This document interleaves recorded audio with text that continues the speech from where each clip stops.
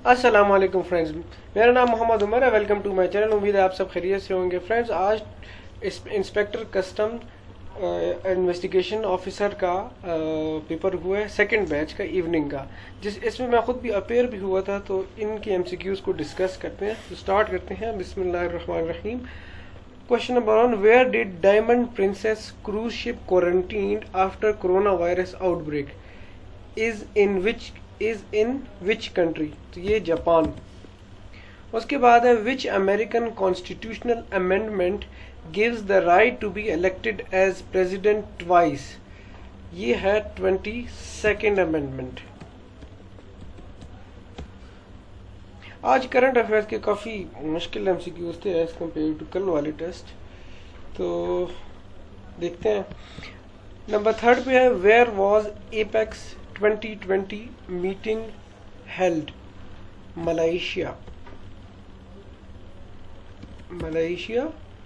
Kuala Lumpur.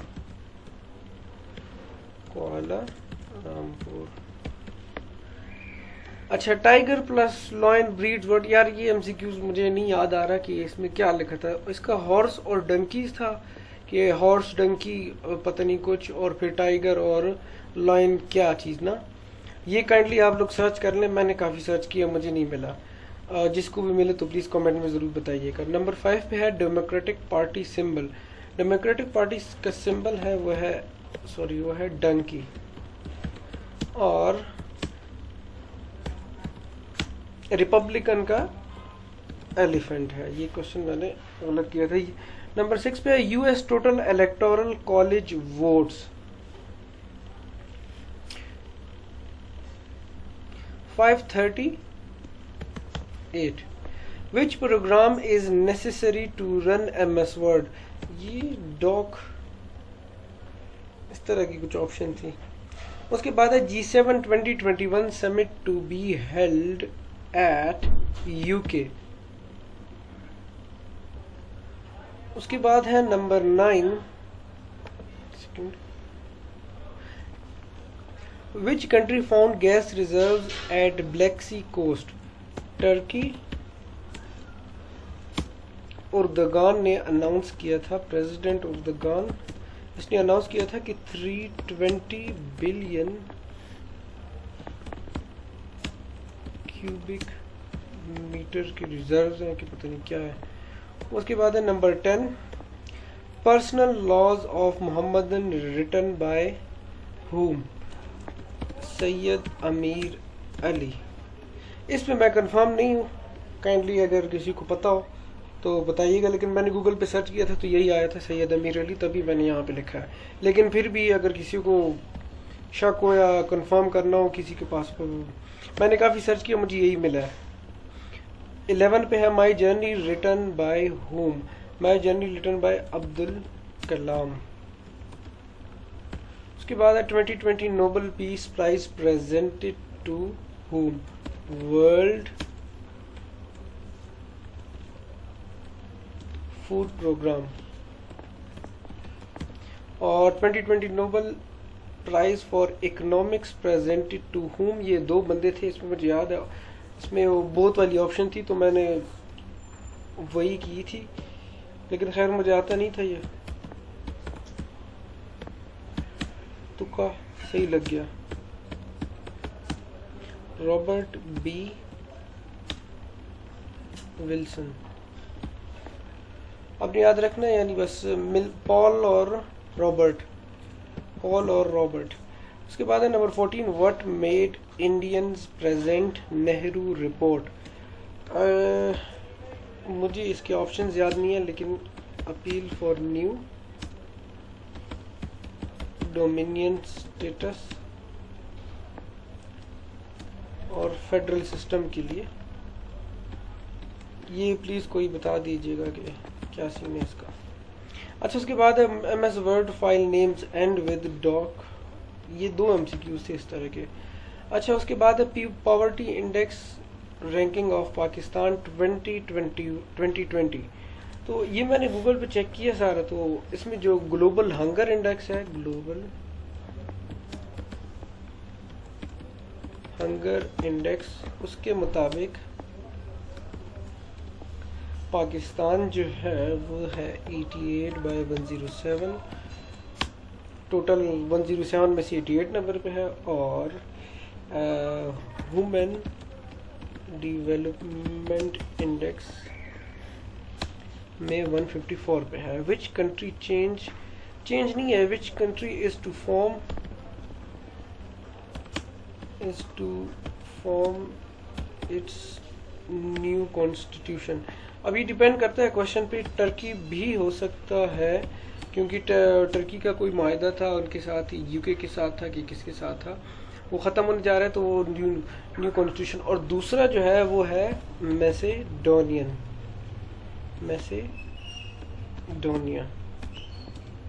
इन्होंने भी अपना कॉन्स्टिट्यूशन चेंज यानी न्यू बना रहे हैं, और ये कब ये था 15 जनवरी 2019 को। ये इसका आपने याद रखना है ना कि ऑप्शन को आपने देखना है, ऑप्शन कौन कौन से हैं। टर्की वाला हुआ तो टर्की होगा, तो नहीं तो मैसेडोनिया वाला है। उसके बाद है number 18 most corrupt Asian country, तो ये इंडिया है। ऑप्शन थी पाकिस्तान, इंडिया और श्रीलंका, इंडिया से ही ऑप्शन थी। Turkey to reconvert which museum to mosque, तो ये है चोरा म्यूजियम। उसके बाद Pakistan resolution was translated in Urdu by Maulana Zafar Ali Khan.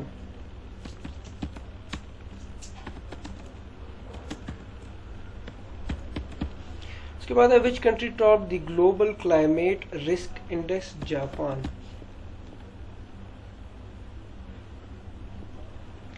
Number 22 है who won ICC cricket award for decade, MS Dhoni. ICC Spirit of the Cricket Award, MS Dhoni. Nehru report was opposed by या challenged by, तो ये है जवाहरलाल नेहरू और सुभाष चंद्रा। ये दो बंदे थे, उन्होंने अपोज किया था। आपने याद रखना ये नेहरू रिपोर्ट, ये नेहरू असल में दो बंदे, जवाहरलाल नेहरू और मोतीलाल नेहरू, ये दो अलग अलग बंदे हैं। Eight which session of the United nation conference on trade and development PM Imran Khan suggest डेब्ट रिलीफ फॉर स्ट्रेस्ड कंट्रीज, तो ये है 4th सेशन, और ये हुआ कब था 25 जनवरी 2020 को। उसके बाद है डिफरेंस बिटवीन इस्लाम एंड कुफर, तो ये नमाज। ऑप्शन जो थी नमाज था, रोज़ा था, पता नहीं ज़कात, इस तरह की कुछ ऑप्शन थी। तो ये हदीस से है ना कि जो मुसलमान में और मतलब नॉन मुस्लिम और नॉन मुस्लिम में क्या चीज़ जो फ़र्क पैदा करती है वह है नमाज। लिटरल मीनिंग ऑफ वही is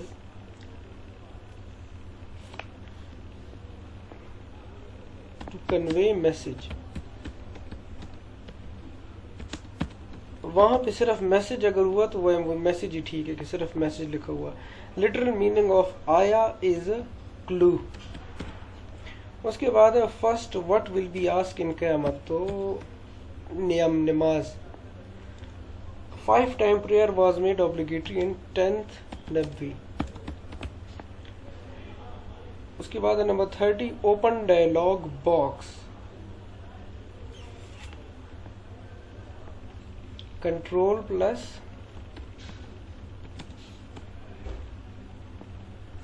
F12। Shortcut key for save as F12। ये दो MCQs इस तरह आए थे कि सेव एज और MCQs मतलब वो मकसद एक ही था, वो आगे पीछे था, ये सेव एज वाला। Which is not proper align in these. अच्छा ये MCQs था कि प्रॉपर अलाइन कौन सा नहीं है। उसमें था कि क्या नाम है, लेफ्ट था, राइट था, सेंटर था और टॉप अलाइन लिखा हुआ था। तो टॉप जो है ना, टॉप अलाइन होते ही नहीं है। हाइपरलिंक शॉर्ट की कंट्रोल प्लस के। जस्टिफाई अलाइन शॉर्ट की कंट्रोल प्लस J। उसके बाद है smallest Suraj Surya Kausar.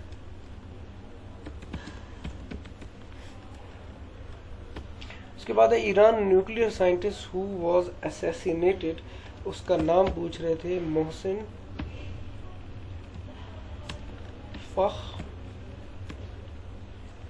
रीज़ेदी. Control D key for Control plus D. Fill down the columns. Fill down. सिर्फ fill down. अच्छा, भुट्टो लेबर रिफॉर्म्स. यार इस तरह कोई एमसीक्यूज था कि भुट्टो लेबर रिफॉर्म्स किस लिए थे, और उसमें कोई 3 ऑप्शन थे. एक ऑप्शन ये भी थी कि ए और बी बोथ. मैंने वो ए और बी बोथ वाला किया था. अब मुझे याद नहीं आ रहा कि क्या थे ऑप्शंस. प्लीज़ अगर किसी को याद आ रहा हो तो कमेंट में ज़रूर बताइएगा. उसके बाद है number 39. First round table conference included how many delegates. इस तरह का कुछ था. How many delegates. अच्छा, ये आपने याद रखने. अब मुझे याद नहीं है कि ऑप्शन कौन कौन सी थी, लेकिन मैंने चेक किया. उसके मुताबिक आप एक चीज़ याद रखें कि 74 थे इंडिया से, और इन्हीं 74 में 58 इंडिया की जो पॉलिटिकल पार्टियां उनसे थे.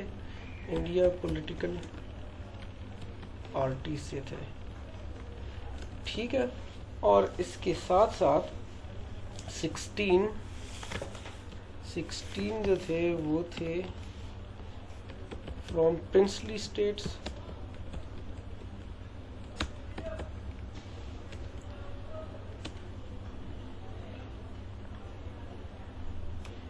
और 16 ब्रिटिश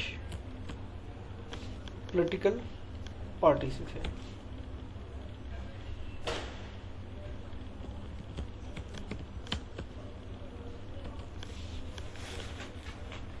हाँ, मुझे याद आ गया. मैंने फिर पे 57 किया था. तो अगर 57 किया था तो मेरे ख्याल में ये इंडियन पॉलिटिकल पार्टी का पूछ रहे थे कि इंडियन पॉलिटिकल पार्टी के कितने डेलीगेट्स गए थे. मतलब इसका मतलब है मैंने गलत किया. 58 है सही ऑप्शन. उसके बाद है 40 पे. हाँ, इंग्लिश के एमसीक्यूज थे और बहुत इजी एमसीक्यूज थे. इंग्लिश और मैथ दोनों के बहुत इजी थे. ये करंट अफेयर वाले थे, वो थोड़े फाड़ू एमसीक्यूज थे. Children like to watch science fiction movies. The account is exempted from dash charges. तो ये था कि levy charges. Bus dash are going to increase. Bus rates are going to increase. Oil is mostly transport.